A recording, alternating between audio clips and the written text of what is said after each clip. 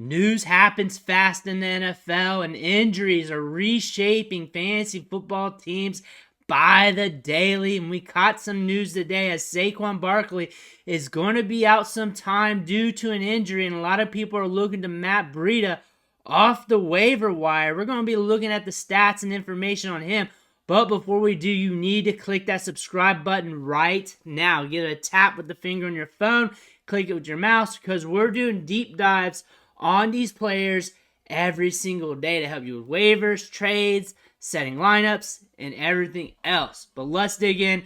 Let's look at this real quick here, because an MRI showed that Saquon Barkley has suffered an ordinary ankle sprain, whatever that means, an ordinary, just a basic one, but he'll be sidelined for 3 weeks. So he's going to be out for a little bit. So we're going to have to look to another running back. We got a few of them on the Giants depth chart here that we could go with, but everyone's looking at Matt Breida for right now as he's the incumbent backup on the team. Looking at his recent production here, he has been productive for a teensy bit throughout his career, but mainly a backup throughout his career. He does have some explosiveness, some upside to his game, and really could be a guy if he has to, but more than likely, he's a guy that you need in a committee. He's a good committee back that you can have on your team, sharing the rock. In the last 3 years, since 2020, he's averaged 4.1 fantasy points per game. But with the Giants, of course, they're rolling with Saquon Barkley.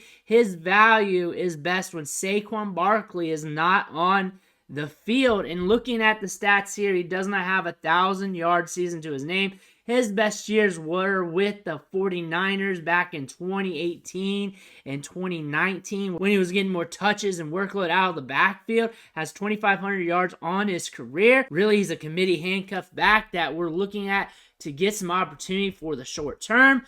On the season, he has 18 snaps, 8.5 opportunity share, 2.1 PPR points in 2 games. Saquon Barkley is going to handle the load. He's the next guy in line in snaps and touches, but there are other running backs in this backfield that we're going to take note of here today, later on in this video. But looking at his profile here, 5'9", 195 pounds, so about a 200-pound running back. Good size, adjusted athleticism, good burst score, good 40-yard dash time. Really, he's got some pop. He can really hammer it home if he sees daylight. That's what we like about him.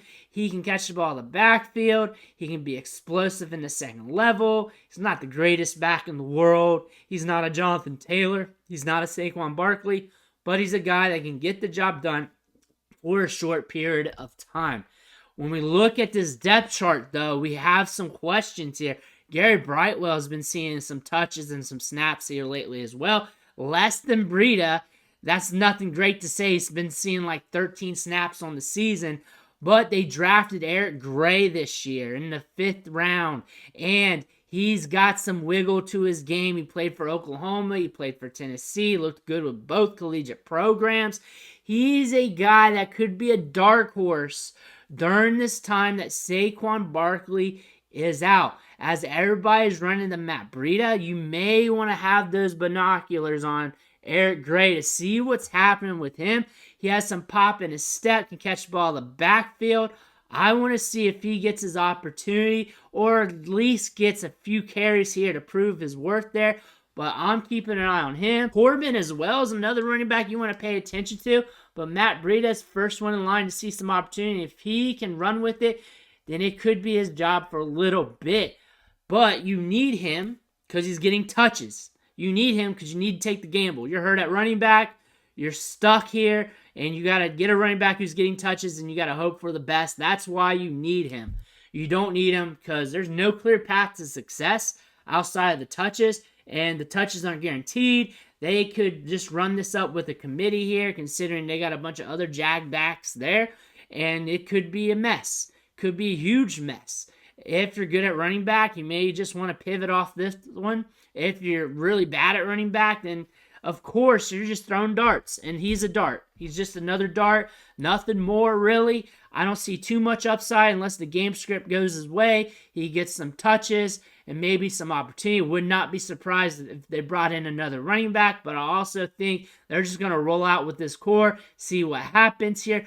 maybe give some of the younger guys some opportunity, see what happens, see what they got on the depth chart here, and just go game by game until Saquon is back.